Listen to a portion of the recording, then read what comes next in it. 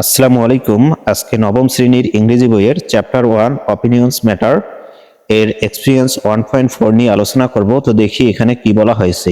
Experience 1.4 এ বলা হয়েছে read the following story of Farid. ফরিদের নিচের স্টোরিটি পড়ো, অর্থাৎ নিচে আমাদেরকে একটি গল্প দিয়েছে টাচ এ নিউ হাইট, সেই গল্পটি আমাদেরকে পড়তে হবে, ফরিদের গল্প।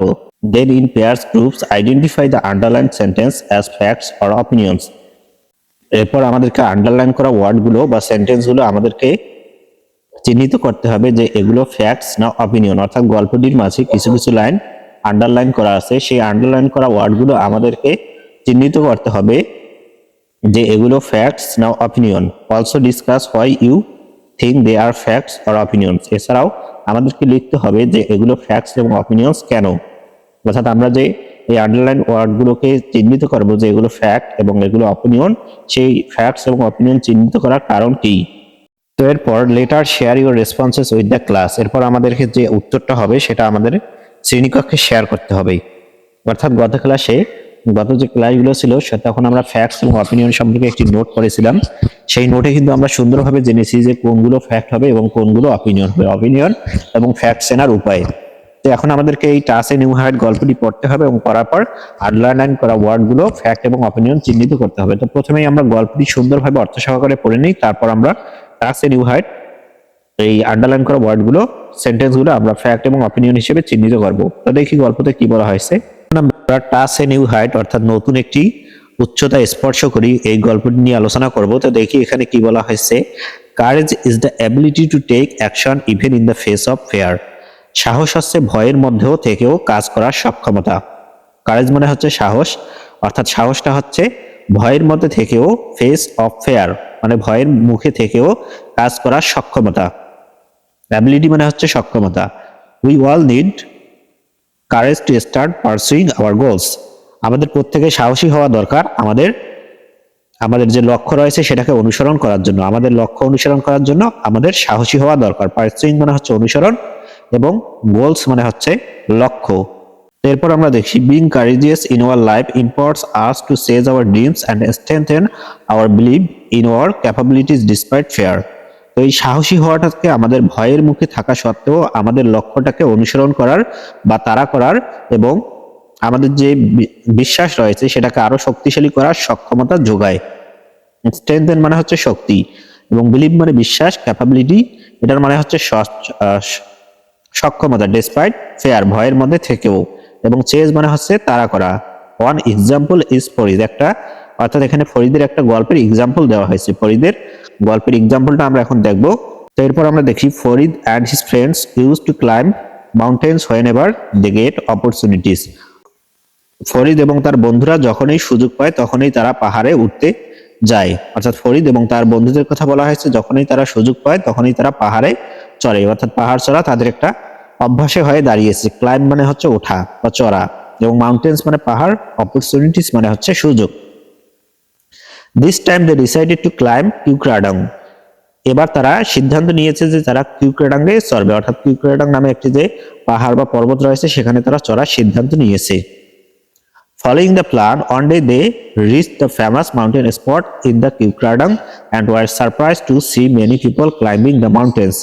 সেই প্ল্যান অনুসারে তারা একদিন ফেমাস পাহাড়ের যে স্পট রয়েছে কিউক্রাডাঙ্গের সেখানে তারা পৌঁছে গেল এবং তারা সেখানে গিয়ে দেখলো যে অনেক লোক সেই মাউন্টেন বা পাহাড়ে চড়ার জন্য দাঁড়িয়ে রয়েছে, ওই জায়গায় রয়েছে, এবং এটা দেখে তারা সারপ্রাইজ বা হতবাক হয়ে গেল। তারা আগে বিশ্বাস করতে পারেনি যে এইরকম এত বড় একটা পাহাড়ে এত মানুষ চড়ার জন্য উৎসাহী হবে, তার জন্য তারা সারপ্রাইজ হয়ে গেল। রিস্ট মানে হচ্ছে পৌঁছানো এবং কিউক্রাডং একটা হচ্ছে বিখ্যাত পাহাড় যেখানে মানুষ ক্লাইম্ব করে বা চড়ে।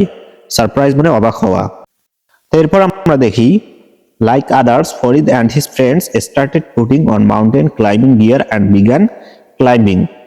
তো অন্যদের মতো, যেহেতু অন্য যে মাউন্টেন ওখানে রয়েছে পাহাড়ে চড়ার জন্য অন্য লোকেরাও রয়েছে, তাদের মতো ফরিদ এবং তার বন্ধুরাও পাহাড়ে চড়তে শুরু করলো, পাহাড়ে চড়াটা শুরু করলো। তারা পাহাড়ে চড়ার গিয়ার দিল এবং সেখানে চড়তে শুরু করলো। বিগান মানে হচ্ছে শুরু করা। In no time they reached the hill top. কিছুক্ষণের মধ্যেই তারা হিল টপ বা পাহাড়ের চূড়ায় পৌঁছে গেল। পাহাড়ের যে শিখর রয়েছে সেখানে কিছুক্ষণের মধ্যেই তারা পৌঁছে গেল বা উঠলো। ইন নো টাইম মানে কিছুক্ষণের মধ্যেই। আফটার রিচিং হেয়ার, সেখানে পৌঁছানোর পর his friends choose to camp, তার বন্ধুরা বেছে নিল, ওখানে অবস্থান করার সিদ্ধান্ত নিল। তার বন্ধুরা সেখানে অবস্থান করার সিদ্ধান্ত নিল। But Farid was drone to climb another mountain, কিন্তু ফরিদ সেখানে না চড়ার, সেখানে ফরিদ আরো একটি মাউন্টেন বা আরো একটি পাহাড়ের চূড়ায় ওঠার জন্য আগ্রহী প্রকাশ করলো বা আকৃষ্ট হলো। ড্রন মানে আকৃষ্ট হওয়া। তার বন্ধুরা সেখানেই, অর্থাৎ একটা পাহাড়ের চূড়ায় চড়ার পর তার বন্ধুরা সেখানে অবস্থান করার বা ক্যাম্প করার সিদ্ধান্ত নিল, কিন্তু ফরিদ সেখানে ক্যাম্প না করে সে আরেকটি, অর্থাৎ অ্যানাদার মাউন্টেন পাহাড়ে চড়ার জন্য আগ্রহ প্রকাশ করলো। এরপর আমরা দেখি যে ফরিদ কি করলো। He thought that climbing to the next hill will be fun and challenging instead of camping here. সে ভাবলো যে এখানে ক্যাম্পিং বা এখানে অবস্থান করার চেয়ে নেক্সট যে পাহাড়ের চূড়া রয়েছে সেখানে যাওয়াটাই মজার এবং চ্যালেঞ্জিং হবে। অর্থাৎ এটা হচ্ছে ফরিদের ভাবনা। তার বন্ধুরা যেহেতু সেই পাহাড়ের চূড়ায় অবস্থান করার সিদ্ধান্ত নিল এবং ফরিদ ভাবলো যে আরেকটি চূড়ায় যাব, তার ভাবনাটা হচ্ছে সে ভাবলো যে পাহাড়ের পরবর্তী চূড়ায় আরোহণ করাটা এখানে অবস্থান করার চেয়ে অনেক মজার এবং অনেক চ্যালেঞ্জিং বা রোমাঞ্চকর হবে। So he proposed to his friends to climb, but they refused because they found the path difficult. তাই সে তার বন্ধুদেরকে প্রস্তাব দিল যে পরবর্তী পাহাড়ের চূড়ায় ক্লাইম্ব বা উঠানোর জন্য, বাট কিন্তু তার যে ফ্রেন্ডরা রয়েছে বা তার বন্ধুরা রয়েছে তার প্রপোজালকে রিফিউজ করলো বা প্রত্যাখ্যান করলো। কারণ তারা মনে করে যে পরবর্তী যে পথটা রয়েছে বা পরবর্তী যে পাহাড়ে ওঠার যে রাস্তাটা রয়েছে সেটা খুবই কঠিন বা ডিফিকাল্ট, তারা হয়তোবা পারবে না। তো সেই জন্য তারা এই যে ফরিদের প্রপোজালকে তারা রিফিউজ বা প্রত্যাখ্যান করলো, ফরিদের প্রস্তাবকে। Farid took this as a challenge and went alone towards climbing the peak. তো ফরিদ এটাকে চ্যালেঞ্জ হিসেবে নিল এবং ক্লাইম্বিং এর দিকে, অর্থাৎ পাহাড়ের চূড়ার দিকে একাই চড়ার জন্য রওনা দিল বা অভিমুখে। টুয়ার্ডস মানে হচ্ছে অভিমুখে, পাহাড়ের অভিমুখে বা চূড়ার অভিমুখে রওনা দিল, একাই চলে গেল। অ্যালোন মানে হচ্ছে একা। 2 hours later, 2 ঘন্টা পরে he reach the top of the hill. সে যে পাহাড়ের চূড়া রয়েছে বা পাহাড়ের যে মূল চূড়া রয়েছে সেখানে সে পৌঁছে গেল 2 ঘন্টা পরেই। People who were already there greeted him with apples. যে সমস্ত মানুষেরা অলরেডি, অর্থাৎ ইতিমধ্যেই সেই পাহাড়ের চূড়ায় পৌঁছে গিয়েছিল, তারা তাকে সাধুবাদ জানাতে লাগলো। অর্থাৎ ফরিদ যেহেতু অনেক চ্যালেঞ্জিং জায়গাটা অতিক্রম করে পাহাড়ের চূড়ায় চলে গেল এবং পাহাড়ের চূড়ায় ইতিমধ্যেই যারা পৌঁছে গিয়েছিল তারা ফরিদকে সাধুবাদ জানাতে লাগলো বা তাকে উৎসাহ যোগাতে লাগলো। অ্যাপলস মানে হচ্ছে সাধুবাদ জানানো। এরপর আমরা দেখি Farid was thrilled to have climb the peak. Farid সেই পাহাড়ের চূড়ায় উঠতে পেরে সে রোমাঞ্চিত। থ্রিলড মানে হচ্ছে রোমাঞ্চিত। He admired the beautiful views of nature from the top.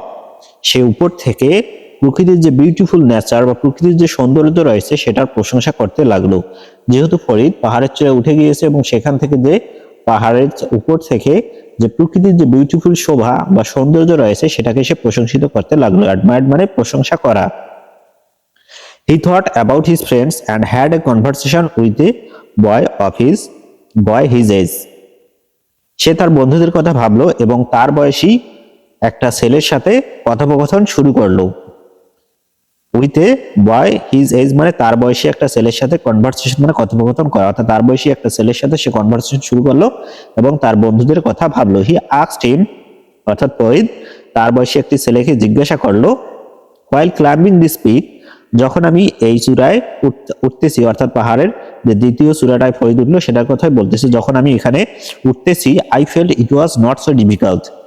আমার মনে হচ্ছিল যে এটা খুব একটা কঠিন নয়। নট সো ডিফিকাল্ট মানে কঠিন, খুব একটা কঠিন নয়। Then why only a handful of people here, তাহলে কেন এখানে শুধু মুষ্টিমেয় লোক? অর্থাৎ যে পাহাড়ের চূড়ায় ফরিদ চললো সেই পাহাড়ের চূড়ায় দেখলো যে এখানে কিছু মুষ্টিমেয় লোক রয়েছে বা হাতে গোনা কয়েকজন লোক। হ্যান্ডফুল মানে মুষ্টিমেয় বা হাতে গোনা কয়েকজন লোক কেন এখানে? যেহেতু ফরিদ মনে করছে যে এখানে চড়া তো খুব একটা কঠিন নয়, তাহলে এখানে কেন এত অল্প লোক?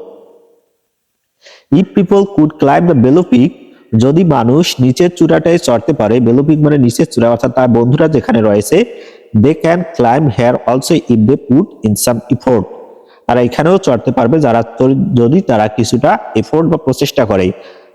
অর্থাৎ ফরিদ এখানে বলতেছে যে যদি মানুষরা নিচের যে চূড়াটা রয়েছে সেখানে যদি চড়তে পারে তাহলে উপরের চূড়াটা কেন নয়, এখানে তো আরেকটু ইফোর্ট বা আরেকটু প্রচেষ্টা করলেই তো তারা চড়তে পারবে। ইফোর্ট মানে প্রচেষ্টা করা, বেলেপু মানে নিচের যে চূড়াটি রয়েছে সেটা। তারপর আমরা দেখি he replied most people in the crowd right there are happy with what they find easy. অর্থাৎ সেই ছেলেটি রিপ্লাই করলো ফরিদের সাথে, যে তার সমবয়সী একটি ছেলের সাথে ফরিদ কনভারসেশন করলো, সে রিপ্লাই করলো, হি রিপ্লাইড সে উত্তর দিল, ফরিদের এই প্রশ্নগুলোর উত্তর দিচ্ছে most people in the crowd right there are happy with what they find easy. অনেক পিপল অর্থাৎ ওই ক্রাউডের মতো, অর্থাৎ নিচের যে চূড়ায় যারা উঠতে পেরেছে তাদের মতো, যারা আর পরবর্তী চূড়ায় উঠার সাহস জোগালো না তাদের মতো, যারা খুব সহজেই অর্জন করেছে তাতেই খুশি থাকে। অর্থাৎ ওই ক্রাউড বা ওই ভিড়ের মতো, উপরে নিচের যে ভিড় রয়েছে, নিচের যে চূড়ার যে ভিড় রয়েছে সেই ভিড়ের মতো অনেক মানুষই রয়েছে যারা খুব সহজে যেটা পায় সেটাতেই খুশি থাকে। ফাইন্ড ইজি অর্থাৎ যেটা খুব সহজেই পাওয়া যায়। They never think that they have the potential to achieve more. তারা এটা ভাবে না যে তাদের আরো কিছু অর্জন করার সক্ষমতা রয়েছে। অর্থাৎ ওই ভিড়ের মানুষদের কথা বলা হচ্ছে যারা অল্প পেয়েই খুশি রয়েছে, অর্থাৎ যেটা খুব সহজেই পেলো তারা সেটাতে খুশি রয়েছে এবং পরবর্তী চূড়ায় ওঠার সাহস জোগালো না। তারা এটা ভাবে না যে তার আরো কিছু অর্জন করার সক্ষমতা রয়েছে। পটেনশিয়াল মানে সম্ভাবনা, আরো সম্ভাবনা রয়েছে, অ্যাচিভ মানে অর্জন করা। Even people who are not happy, এবং সেই সমস্ত লোক যারা খুশি নয়, অর্থাৎ যারা অল্প পেয়েও খুশি নয় তাদের কথা বলা হয়েছে they are do not want to take any risk. তারা কোনো রিস্ক বা ঝুঁকি নিতে চায় না। অর্থাৎ এখানে বলা হয়েছে যে কিছু লোক অল্প পেয়েই খুশি থাকে, অর্থাৎ তারা সহজে যেটা অর্জন করলো সেটাতেই খুশি থাকে, এবং যারা সহজে খুশি থাকে না তারাও কোনো রিস্ক নিতে চায় না, সেটাই এখানে বলা হয়েছে। They think if they take risk, তারা ভাবে যদি তারা রিস্ক বা ঝুঁকি নেয়, they will lose what they already have, তাদের যেটা আছে তারা সেটাও হারিয়ে ফেলবে। অর্থাৎ সেই সমস্ত লোকের কথা বলা হয়েছে যারা এই অল্প পেয়েও খুশি না হয়, কিন্তু তারা ভাবে যে আমি যদি আরেকটু কাজ করার জন্য ঝুঁকি নেই তাহলে আমার যেটা আছে সেটাও হয়তো আমি হারিয়ে ফেলবো, অর্থাৎ তারা ভয় পায়। But to reach a new peak, কিন্তু নতুন চূড়ায় পৌঁছানোর জন্য we need to put in our effort, আমাদের প্রচেষ্টা করা উচিত, আমাদের যে সক্ষমতা রয়েছে সেটা অনুযায়ী আমাদের চেষ্টা করা উচিত। Many of them do not show any courage, অনেকেই তাদের মধ্যে সাহস দেখায় না। অর্থাৎ ওই নিচের যে ভিড়ের কথা বলা হয়েছে, নিচের চূড়ার যে ভিড় তাদের কথা বলা হয়েছে, তাদের মধ্যে কেউ সাহস দেখায় না। And they remind part of the crowd the whole life, এবং তারা সারা জীবনেই ওই ক্রাউড বা ভিড়ের যে লোকগুলো রয়েছে তাদের মধ্যেই থেকে যায়। অর্থাৎ তারা নতুন কিছু করতে উৎসাহ যোগায় না বা নতুন কিছু করার মধ্যে তারা সাহস পায় না, তারা ওই ভিড়ের মধ্যেই থেকে যায়, তাদের নতুন কিছু ছোঁয়ার মতো ক্যাপাবিলিটিটা থাকে না। এরপর দেখি and keep complaining about the handful of prestigious people and call them lucky, এবং সেই সমস্ত মানুষের প্রতি কমপ্লেইন বা অভিযোগ করতে থাকে ওই হ্যান্ডফুল, অর্থাৎ যারা উপরের চূড়ায় পৌঁছেছে সেই মুষ্টিমেয় লোকের কথা বলা হয়েছে। তারা যে উপরের চূড়ায় পৌঁছেছে তাদের যে ভাগ্য রয়েছে তাদেরকে শুধু বলে তারা লাকি, তারা ভাগ্যবান। অর্থাৎ তারা যে সাহস, তারা যে ইফোর্ট করলো তার জন্য যে প্রচেষ্টাটা সফল হলো সেটা না বলে যে তারা হচ্ছে লাকি। আমরা আনলাকি বা আমরা দুর্ভাগা, তাই জন্য আমরা উপরের চূড়ায় পৌঁছতে পারিনি বা সাফল্য পাইনি, এবং তারা হচ্ছে ভাগ্যবান, এজন্যই তারা সফলতা পেয়েছে। কিন্তু এটা ভাবা হয় না যে তারা সাহসী, তারা ইফোর্ট করছে। এটাই এখানে মূলত বলা হয়েছে। তো তোমরা বুঝতে পারতেছো কিনা সেটা অবশ্যই কমেন্টে জানিয়ে দাও। আর আমার পড়া বুঝতে পেরে থাকলে তোমাদের বন্ধুদের কাছে শেয়ার করে দিবে। আর পড়া সম্পর্কে তোমাদের কোনো মতামত থাকলে অবশ্যই কমেন্টে জানিয়ে দাও। তো এখন আমরা পরবর্তীতে দেখি Farid agreed that it's the courage and effort that makes someone out of the crowd.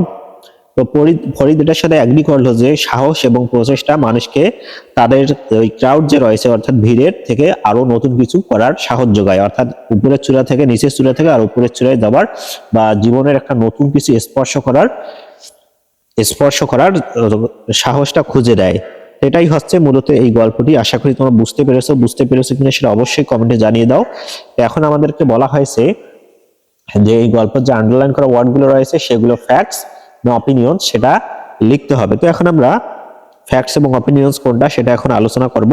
এখানে 4.1 এর প্রথম আন্ডারলাইন করা সেন্টেন্সটি হচ্ছে we all need courage to start pursuing our goals. আমাদের লক্ষ্যকে অনুসরণ করার জন্য আমাদের সাহসী হওয়া উচিত। তো এখানে দেখা যাচ্ছে যে লেখকের একটি মতামত বা লেখক সাহসী আমাদের লক্ষ্যকে পূরণ করার জন্য কি করা উচিত সেটার একটা মতামত কিন্তু দিয়েছেন। এখানে নিড শব্দটি ব্যবহার করেছেন, অর্থাৎ প্রয়োজন। এটা একটা হচ্ছে অপিনিয়ন। তো it is an opinion because the writer used need, so it's opinion. তো এটা হচ্ছে অপিনিয়ন কারণ রাইটার নিড শব্দটি ব্যবহার করে বুঝিয়েছেন, এটা হচ্ছে অপিনিয়ন। তো এটা হচ্ছে প্রথম যে সেন্টেন্সটি রয়েছে আন্ডারলাইন করা, সেটা হচ্ছে অপিনিয়ন। কারণ আমাদেরকে অপিনিয়ন কেন হলো সেটার কিন্তু কারণও জানতে চেয়েছে, যার কারণে আমরা এখানে কারণটি দিয়েছি। তো তোমরা একটি আলাদা জায়গায় বা আলাদা খাতায় এভাবে তোমরা প্রথমে ফ্যাক্টগুলো লিখবে এবং পরবর্তীতে অপিনিয়নগুলো লিখবে। তো আমি এখানে শুধু তোমাদের বোঝার সুবিধার্থে দেখিয়ে দিচ্ছি উত্তরগুলো কীরকম করে করতে হবে। তো দ্বিতীয় যে আন্ডারলাইন করা সেন্টেন্স রয়েছে সেটা হচ্ছে ফলোয়িং দ্য প্ল্যান। এখানে দেখা যাচ্ছে যে ফলোয়িং দ্য প্ল্যান, আমরা জেনেছি যখন ফ্যাক্ট এবং অপিনিয়ন জেনেছি তখন ফলোয়িং বা সূত্র অনুসারে এই সমস্ত ওয়ার্ডগুলো থাকলে বা এই সমস্ত যে সেন্টেন্সগুলো থাকলে সেটা বুঝবো যে এটা হচ্ছে ফ্যাক্ট। তো এটা আমরা সেই হিসেবে লিখবো it is fact because here writer used following. এটা হচ্ছে ফ্যাক্ট কারণ এখানে রাইটার ফলোয়িং শব্দটি ব্যবহার করেছে এবং ফলোয়িং শব্দটি থাকা মানেই আমাদেরকে বুঝতে হবে যে এটা হচ্ছে ফ্যাক্ট। তো দ্বিতীয় সেন্টেন্সটিও আমরা ফ্যাক্ট হিসেবে ধরলাম। তো এখন আমরা দেখি পরবর্তী যে সেন্টেন্স সেটা। তো 3 নম্বর আন্ডারলাইন করা সেন্টেন্সটি হচ্ছে he thought that climbing to the next hill will be fun and challenging instead of camping. তো এখানে কি ব্যবহৃত হয়েছে দেখো, থট। এই থট মানে কিন্তু ভাবনা, অর্থাৎ সে ভেবেছিল, অর্থাৎ তার এটা ব্যক্তিগত ভাবনা। তার মানে কি, এটা হচ্ছে অপিনিয়ন বা মতামত। It is an opinion because the writer used thought. এটা হচ্ছে একটা অপিনিয়ন কারণ রাইটার এখানে থট বা ভাবনা শব্দটি ব্যবহার করেছে। তো তোমরা যারা ফ্যাক্টস এবং অপিনিয়নের নোটের ক্লাসটি করনি তাদের এটা বুঝতে অসুবিধা হবে। ফ্যাক্ট হচ্ছে সত্য ঘটনা যেটা মূলত ঘটেছিল এবং অপিনিয়ন হচ্ছে একটা ভাবনা, লেখকের ভাবনা হতে পারে, সেটা লেখকের মনে যা আসে সেটাই সে বলতে পারে, তার একটা থট। তো এটাই হচ্ছে মূলত অপিনিয়ন, তার জন্য আমরা এটা বললাম অপিনিয়ন। অবশ্যই তোমরা ফ্যাক্ট এবং অপিনিয়নের ক্লাসটি করে নিবে, সেটার লিঙ্ক কিন্তু ডেসক্রিপশন বক্সে দেওয়া রয়েছে। আর আমার ক্লাস থেকে যদি তোমরা উপকৃত হয়ে থাকো তাহলে অবশ্যই তোমাদের বন্ধুদের কাছে শেয়ার করে দিবে এবং চ্যানেলটি সাবস্ক্রাইব করতে ভুলবে না। তো এখন আমরা পরবর্তী সেন্টেন্সটি দেখব। এর পরবর্তীতে আন্ডারলাইন করা শব্দ সেন্টেন্সটি হচ্ছে people who are already there greeted in the apples. তো সেই সমস্ত মানুষগুলো যেখানে ছিল, অর্থাৎ পাহাড়ের চূড়ায় যে মানুষগুলো ছিল তারা তাকে সাধুবাদ জানাচ্ছিল। তো এটা কিন্তু একটা সত্য ঘটনা, কারণ সেই সমস্ত মানুষগুলো যে ছিল এখানে কিন্তু আমরা বোঝাই যাচ্ছিল যে তারা তাকে সাধুবাদ জানাচ্ছিল যখন তারা সেই পাহাড়ের চূড়ায় চড়তে যাচ্ছিল। তো it is a fact because it can be proven. এটা হচ্ছে একটা ফ্যাক্ট কারণ এটা প্রমাণিত করা যাবে, অর্থাৎ যে সেন্টেন্সটি প্রমাণিত করা যাবে সেটা ফ্যাক্ট, সেটাই আমরা কিন্তু পড়েছিলাম। তো এর পরবর্তী যে সেন্টেন্সগুলো সেটা হচ্ছে most people in the crowd right there are happy with the what they find easy they never think. দেখো এখানে থিঙ্ক শব্দটি ব্যবহার হয়েছে, তার মানে আমরা জানি যে থিঙ্ক মানে হচ্ছে মনে করা, এটা হচ্ছে তাদের একটা ব্যক্তিগত মতামত। তো এটা আমরা লিখতে পারি the sentences are opinion because the writer use think, that means the sentences are opinion. এই থিঙ্ক শব্দটি ব্যবহার করা, এগুলো কিন্তু আমরা যখন গল্পটি পড়েছি তখন কিন্তু বুঝেছি যে এগুলো হচ্ছে অপিনিয়ন। অর্থাৎ ফরিদ যে একটি বালকের সাথে কথা বলছিল সেই বালকের উত্তর হলো এগুলো, বালকের ভাবনা হলো এগুলো। তো এটা হচ্ছে অপিনিয়ন, এটাই হচ্ছে এবং তার উত্তর। আশা করি তোমরা আজকের ক্লাসটি বুঝতে পেরেছো কিনা সেটা কমেন্টে জানিয়ে দাও, আর বুঝতে পেরে থাকলে তোমাদের বন্ধুদের কাছে শেয়ার করো।